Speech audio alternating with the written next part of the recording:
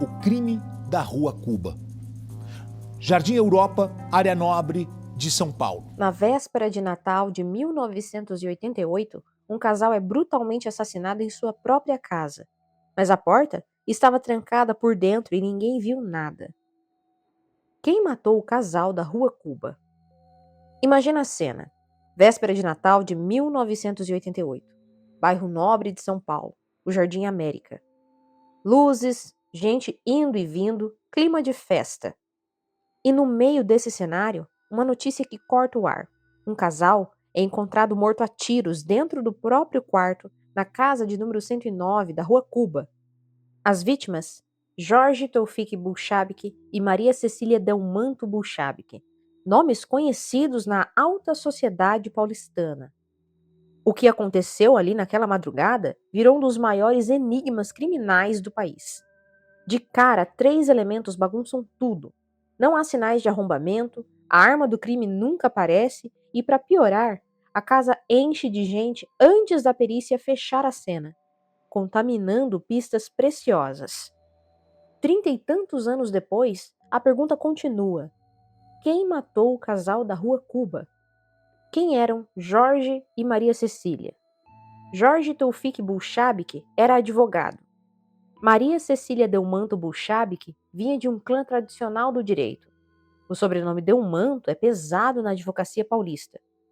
Circulavam na alta sociedade, tinham relações influentes e viviam nessa casa confortável do Jardim América. Na madrugada de 24 de dezembro de 1988, os dois foram executados a queima-roupa enquanto estavam na cama. A brutalidade do crime, tiros certeiros na cabeça dentro do quarto e a ausência de roubo aparente reforçavam um recado. Não parece coisa de ladrão oportunista. A investigação seguiria esse cheiro desde o começo. O relógio passa da meia-noite. É véspera de Natal. O casal está no quarto. Tiros. Vizinhos e familiares se movimentam. Quando a polícia chega, se espanta. Há dezenas de pessoas circulando pela casa. Cenário péssimo para coleta limpa de vestígios. O delegado Sampaio, mencionado em reportagens memorialísticas do caso, constata: nada de arrombamento, quarto como foco. A porta do quarto chega a ser descrita em matérias e memórias do caso como trancada por dentro. Um detalhe que vira quebra-cabeça para a narrativa de invasor desconhecido. Seja como for, a arma não está lá. Sumiu. No Instituto Médico Legal, os laudos apontam disparos a queima-roupa, na região da cabeça. O R7 lembra que a sequência dos disparos teria indicado Jorge alvejado primeiro, Maria logo em seguida. Mas o registro técnico de entrada, saída, chegou a gerar discussão, com inconsistências de descrição apontadas pelo delegado ao confrontar o que viu no local com o texto dos laudos. Isso alimenta até hoje a crítica à qualidade pericial da época. A polícia trabalha com um cenário nada ideal. Cena contaminada.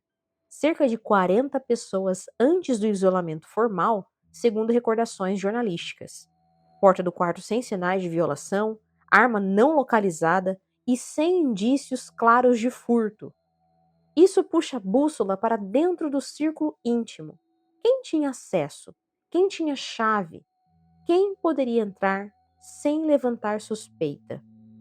Aqui, um ponto técnico importante. Em crimes domésticos, cadeia de custódia é tudo. Interferência humana, mesmo bem intencionada, apaga pegadas. E no fim dos anos 80, os protocolos de isolamento não eram tão rígidos, treinados quanto hoje. Resultado, a prova técnica nasce fragilizada. Esse problema vai ecoar no processo inteiro. Rapidamente, a atenção se volta ao filho mais velho, Jorge Delmanto Bulchabik, apelidado pela imprensa de Jorginho. Ele tinha 18, 19 anos na época. Há reportagens que oscilam a idade de referência. Cursava direito e vira em poucas semanas o principal suspeito público. Importante, suspeito público não é culpado em juízo, ao contrário, ele jamais foi julgado pelo tribunal do júri. e isso muda tudo. O Ministério Público do Estado de São Paulo chegou a denunciá-lo por duplo homicídio qualificado. Mas o juiz de primeira fase não pronunciou, isto é, não mandou a júri popular por falta de provas. Sem pronúncia, o caso não vai a júri. Anos depois, a pretensão punitiva prescreve e não há julgamento no mérito. O Tribunal de Justiça de São Paulo e notícias institucionais confirmam essa trajetória. Suspeita midiática forte, resposta judicial de insuficiência probatória. Décadas mais tarde, já advogado, Jorginho daria entrevistas rebatendo o rótulo e dizendo que foi condenado pela imprensa, mas absolvido pela justiça por falta de provas. Tecnicamente, o que houve foi impronúncia e posterior prescrição, não um veredito de inocência pelo júri. Porém, o efeito prático é o mesmo. Ele nunca foi julgado nem condenado, e o caso seguiu sem solução.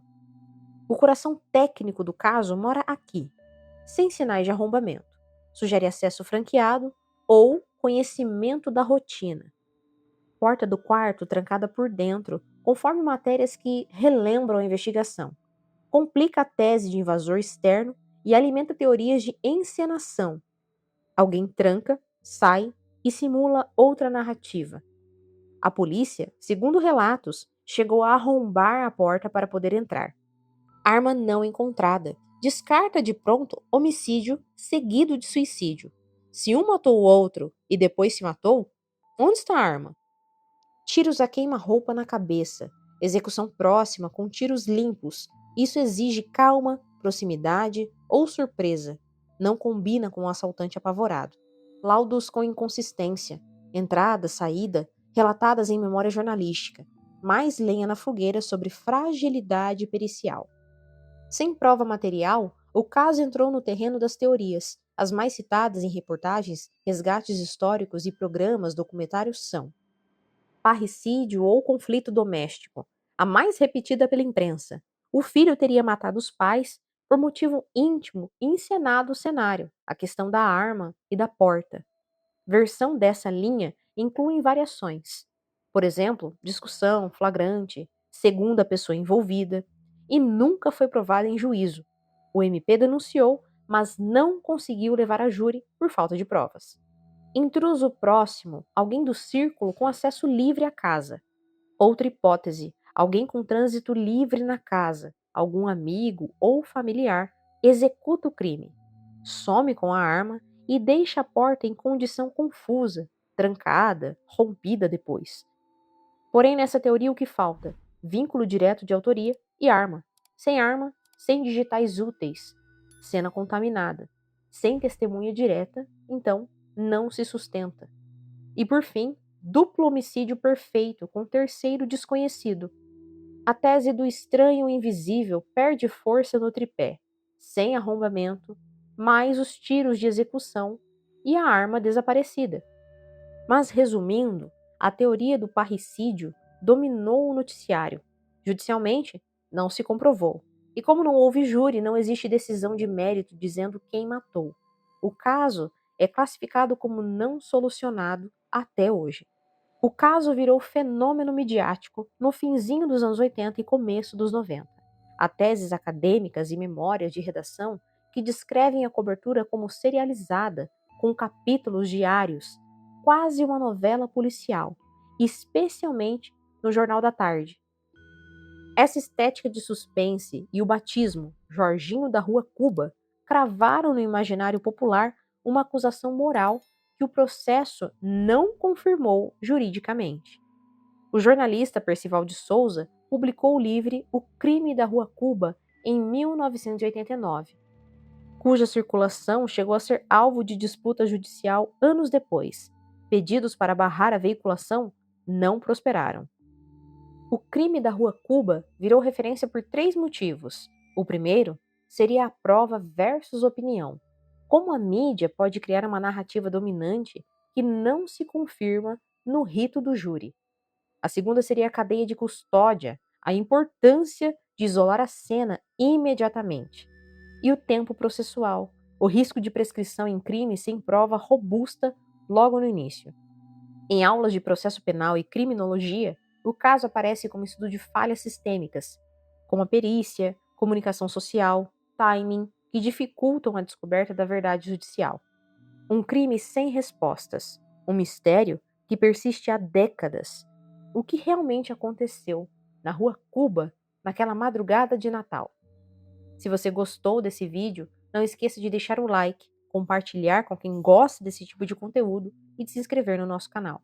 Comente suas teorias sobre o caso, se você conhece, se você se recorda. Além disso, deixem sugestões de temas para os próximos vídeos. Até breve!